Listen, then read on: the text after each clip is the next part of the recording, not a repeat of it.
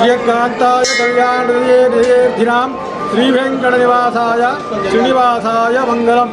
ఈరోజు జనవరి 1 ఈ దినమున చాలామంది భక్తులు మన శ్రీ బాలాజీ వెంకటేశ్వర స్వామిని దర్శించుకొని మరి తీర్థప్రసాదాలు కూడా స్వీకరిస్తున్నారు.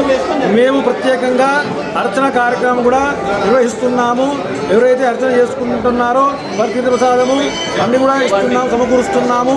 కావున ఈరోజు చాలామంది భక్తులు మరి వైకుంఠ ఏకాదశి నాడు ఏ విధంగా భక్తులు వచ్చారో ఆ విధంగా ఈరోజు కూడా మరి భక్తులు అధిక సంఖ్యలో పాల్గొనడం జరిగింది.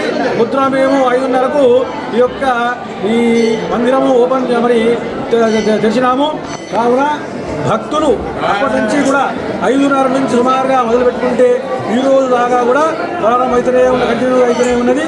కావున భక్తులకు ఎలాంటి అసౌకర్యం కలగకుండా యజమాన్యం చాలా మరి అన్ని విధాలుగా ఏర్పాటు చేస్తున్నాము.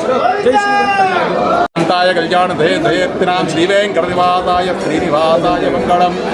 ఏడుకొండలవాడ వెంకటరమణ గోవింద గోవింద. ఈరోజు ఆంగ్ల నూతన సంవత్సర శుభాకాంక్షల నూతన సంవత్సర సందర్భంగా స్వామివారికి ఉదయం 5:30కు